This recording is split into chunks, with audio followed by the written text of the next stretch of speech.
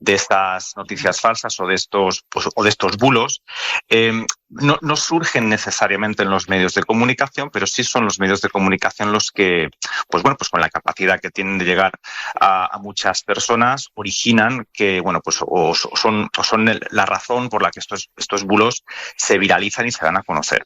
Aquí lo que dice el estudio es que a veces los medios, en su afán por conseguir la primicia, por llegar antes que el resto, contribuyen a difundir noticias falsas. Pero el estudio también refleja otros casos donde no es la prisa lo que explica esta mala praxis. Por ejemplo, el informe cita a presentadores de éxito, Ana Rosa Quintana, Iker Jiménez, a influencers como María Pombo, su hermana, a políticos. Aquí cita a Feijóo y a Abascal como responsables de la difusión por lo menos de algún bulo.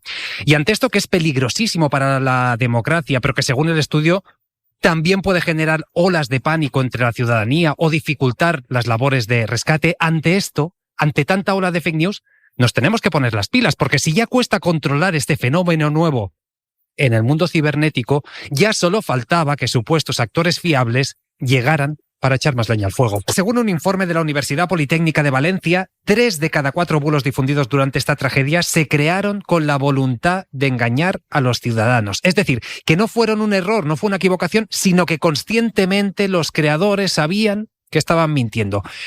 Pero es que hay un elemento, también lo citaba yo antes, que incluso me parece más preocupante. José Blasco, buenas noches. ¿Qué tal, Pablo? Buenas noches. Y es que prácticamente 3 de cada 10 bulos, 3 de cada 10, fueron difundidos en el entorno de medios de comunicación, que esto incluye desde colaboradores hasta, en algunos casos, presentadores estrella de programas de mucho éxito. Sí, el estudio señala diferentes medios de comunicación convencionales que tuvieron un papel clave en la difusión de estos, como el del parking del centro comercial de Bonaire, que propagó, por ejemplo, Iker Jiménez. Decían que había más de 1.000 muertos cuando en realidad no hubo ninguno. Germán Llorca, autor del estudio, ha remarcado esta mañana en Hoy por Hoy la capacidad de los medios para expandir este tipo de contenidos. Con la capacidad que tienen de llegar a muchas personas, originan que, son la razón por la que estos bulos se viralizan y se dan a conocer. Llorca explica además que persiguen un objetivo claro: dar la sensación de caos y generar rechazo a las instituciones. Hay una voluntad por dar una sensación, por transmitir o trasladarle a la ciudadanía una sensación de que todo está mal, de que todo funciona mal. Y en cuanto a su efectividad, una de las claves es que están diseñados para impactar emocionalmente y su alcance es diverso. Estos bulos diseñados para impactar emocionalmente tienen la capacidad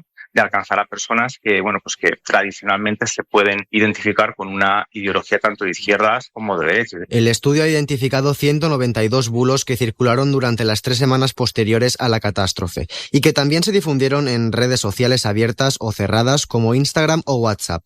Y concluye con un mensaje claro: es urgente reforzar la formación de la ciudadanía para detectar bulos y también exigir mayor transparencia y responsabilidad a las plataformas digitales. En medios convencionales, en medios tradicionales, en televisiones de alcance nacional, con figuras reconocidas como Iker Jiménez, ¿qué se hace ante eso? Sí, vamos, un poco al hilo de lo que decía María José, de lo que decía Jesús.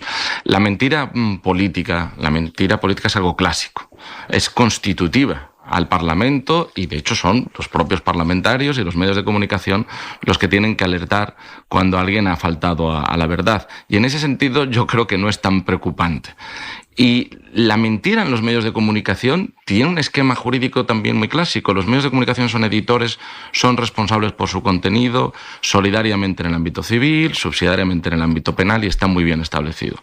El problema, y aquí discrepo a lo mejor algo de Jesús, es que yo creo que las grandes plataformas de la información no son medios de comunicación y no podemos asimilar el régimen jurídico, y esta es la gran diferencia. Pero actúan como tales. Pero no son editoras. El flujo de información, es decir, ellos no crean contenidos.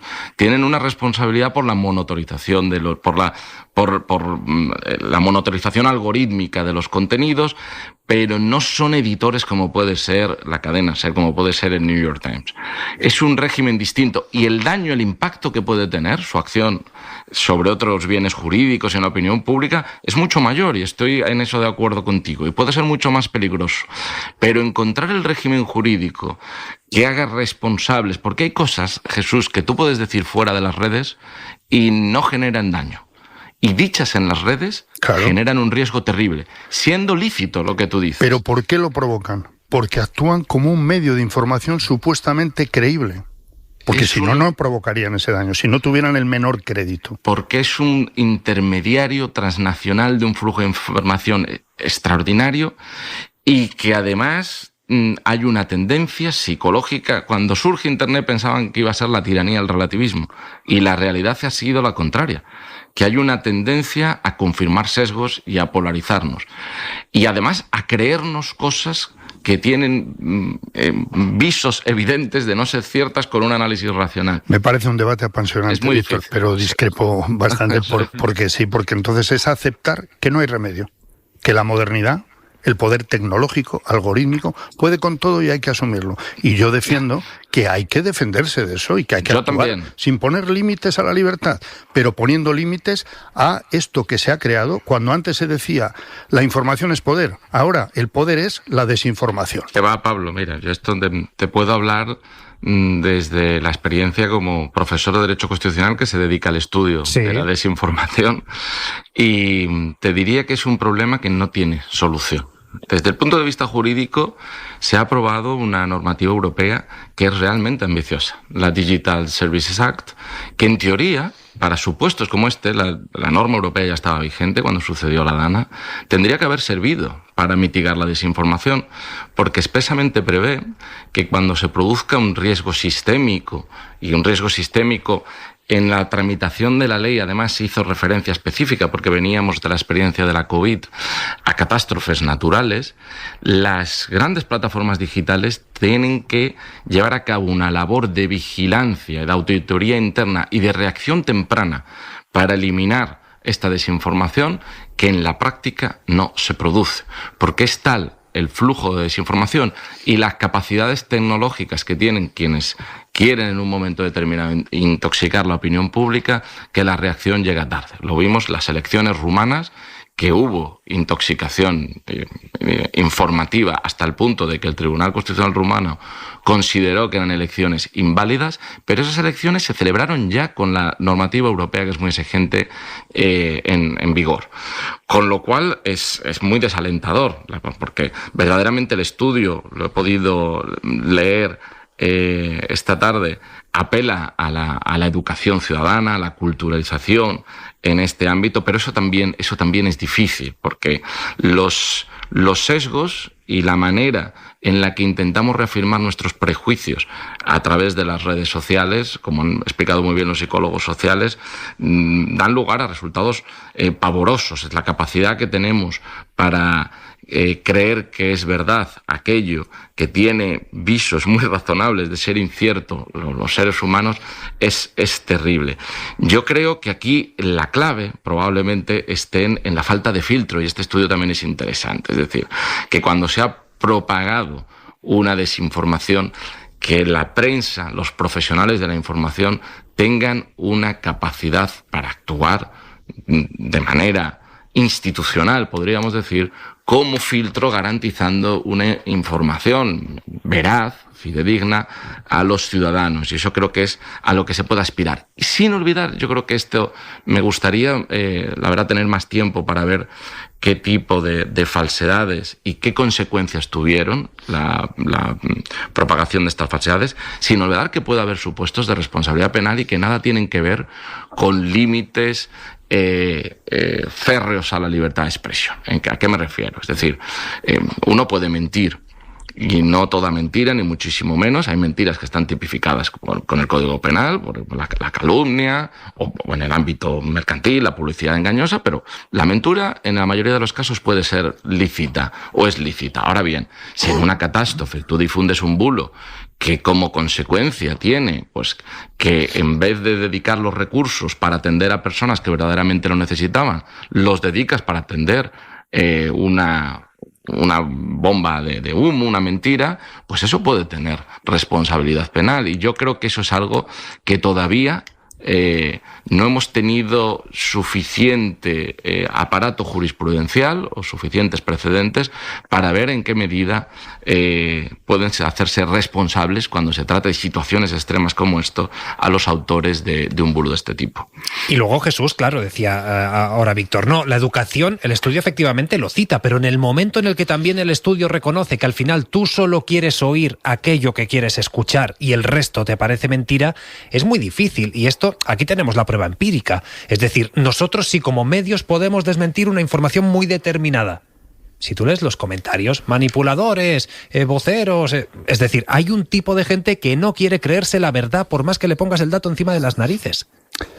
Sí, a ver, hay ese tipo de gente también porque previamente y desde hace años se ha alimentado la creación de esas burbujas, ¿no? Se ha alimentado interesadamente, intencionadamente. A ver, decía Víctor que esto no tiene solución. Bueno, yo creo que estamos obligados a intentar que tengan soluciones, a intentar poner soluciones sobre la mesa. O sea, el diagnóstico, y este estudio lo demuestra, está ahí. Los datos son clarísimos, ¿no? Se dice la educación, la alfabetización en temas digitales y bueno, en la educación para distinguir, digamos, la verdad de la mentira. Ya sería un avance, ¿no? Esto podría estar incluido en aquello que tanto se despreció de educación para la ciudadanía, de educación democrática, de valores democráticos, etcétera. Pero eso es un proceso lento. Estamos, a mi juicio, ante una urgencia democrática, no solo en España, pero está clarísimo que estamos ante esa urgencia. Nos jugamos mucho. Entonces yo creo que hay otras cosas que el estudio apunta algunas, como la de mejorar los mecanismos institucionales para reaccionar a esas avalanchas de desinformación. Tiene que haber mecanismos para inmediatamente inundar la opinión pública con datos. Eso es una responsabilidad institucional, porque conviene recordar respecto a los guerreros que siempre salen en defensa de la libertad de expresión cuando nadie la ataca.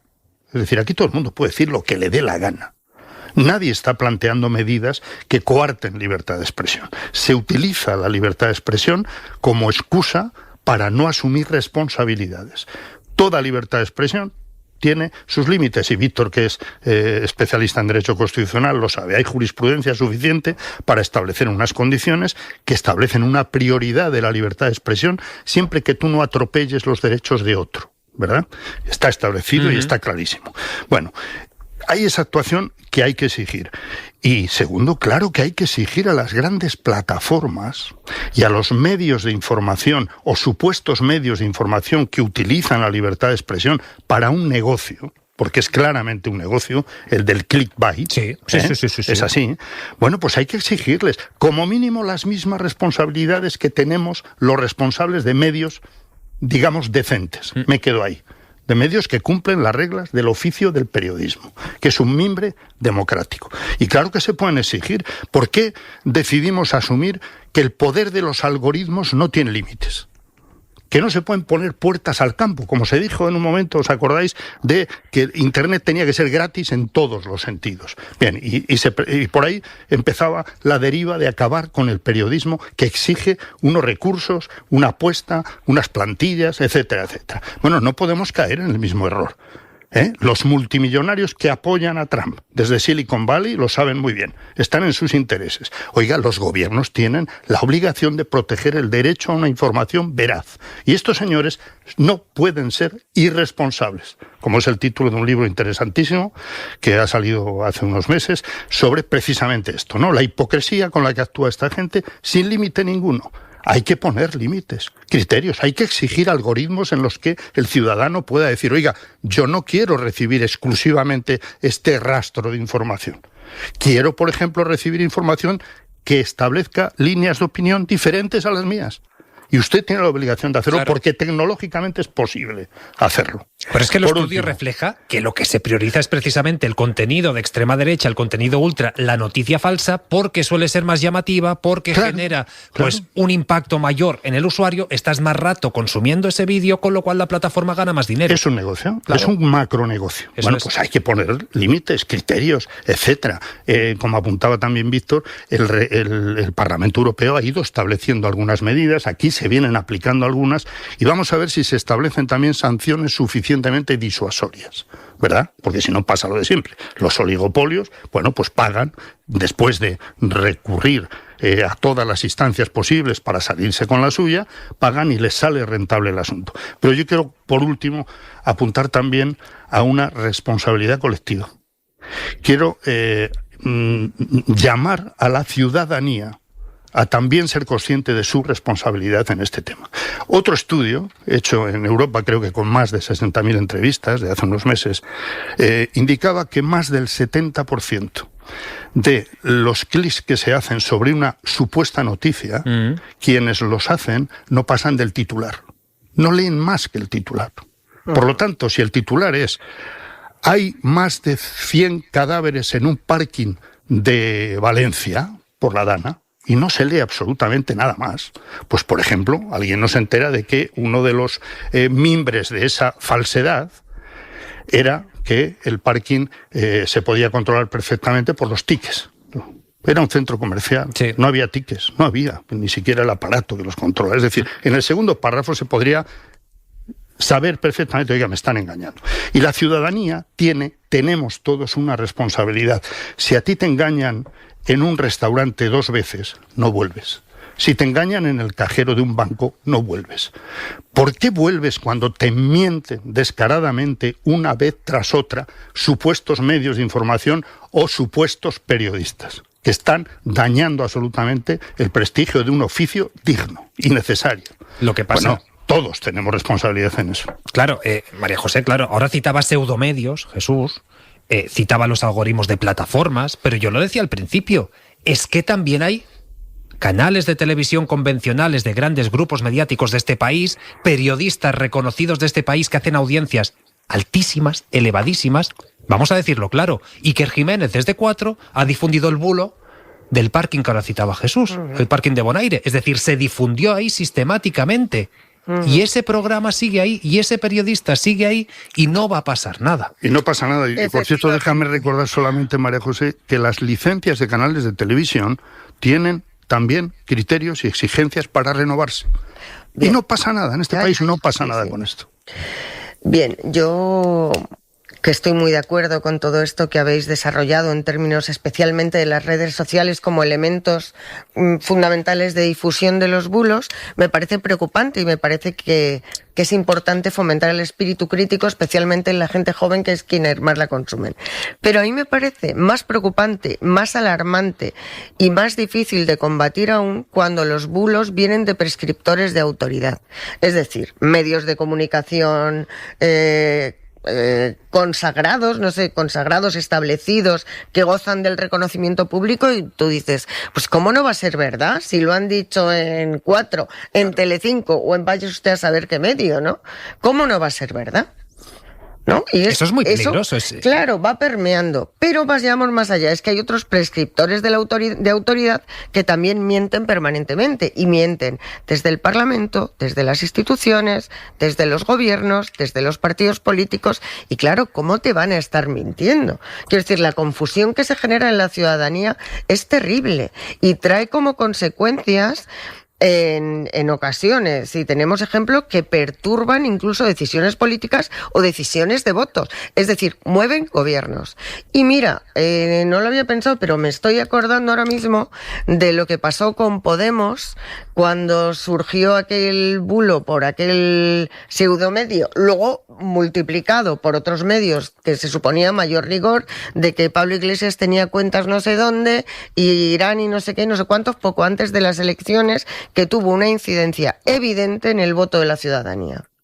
Y esto está pasando y no pasa nada. Y uno se sube a un estrado del Parlamento de este país y dice, sin inmutarse, que no existe la violencia de género, que cuesta miles de muertes, que nos están matando. O desde una rueda de prensa o desde una televisión hablan de los menores no acompañados y nos ponen a personas de mucha edad ahí delante y a la vez ponen datos de delincuencia y a la vez... Y todo esto pasa. cuando son niños, que no voy a volver sobre el tema. No, ahora iremos. Son absolutamente mentiras. O cuando en un debate electoral te plantas en la televisión pública a negar la verdad evidente de si tu partido ha subido o no las pensiones. Pero es que no hay que ir tan lejos, te quiero decir. Hace 3 semanas, dos semanas, Feijóo dijo que el 80% de los incendios en este país eran intencionados. Intencionados. Hace 2 semanas, 80%. ¿Se puede haber equivocado? Obvio. Sí, como pero todos. Ha tenido oportunidades para rectificar. Para decir, oiga, me equivoqué. Quería decir que el 80%... No. Pero te quiero decir que apelar a la ciudadanía, como ha hecho Jesús, con mucho criterio, pero claro, llega un momento... O sea, quiero decir que es que te tienes que informar mucho. Tienes que contrastar mucho. Se obliga a los ciudadanos a hacer una tarea de contraste que tendrían que hacer, desde luego, los medios de comunicación. Y tarea y un ejercicio de honestidad y de compromiso democrático de todos y cada uno de los actores políticos. Porque luego, además, no tiene consecuencias. Si es que, bueno, si vamos a ver ahora lo de... Si es que dicen cualquier cosa, insultan a grupos enteros de población, llevan el racismo por bandera y no pasa nada. Y lo denuncias y pues por lo visto sus señorías no ven nada grave por poner un cartel diciendo mientras mi abuela se muere, estos se llevan tu dinero. Pero yo solo un apunte y dejo hablar a Víctor, que como no está en el estudio a lo mejor le estamos ocupando demasiado tiempo. No, solo un apunte. Tiene razón en todo lo que dices, María José, pero yo creo que hay una diferencia entre la mentira de políticos, que debe ser castigada en unas elecciones, en unas urnas, o puesta en vergüenza, en evidencia, por quienes tienen que hacerlo. Los demás políticos, la oposición o el gobierno en su caso. Pero la obligación de un medio, y por eso es importantísimo que haya criterios que diferencien lo que es un medio de lo que es otra cosa. Que no se coarta esa libertad. Cualquiera puede poner el negocio que le dé la gana en Internet. Pero para ser un medio de información debe cumplir una serie de requisitos.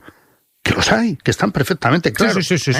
Que no es establecer lo que es verdad y lo que es mentira, sino criterios. Si usted es un medio de información, tiene unos compromisos que le obligan. Por ejemplo, no es lo mismo un bulo que un error. Un error se rectifica. Claro. Y un medio tiene la obligación de rectificar inmediatamente. Todos nos podemos equivocar, cuidado, es así. Pero has citado un ejemplo. Iker Jiménez no rectificó lo de las muertes en ese parque. Lo que dijo fue después es que además estaban entrando y saliendo furgonetas para ocultar los cadáveres.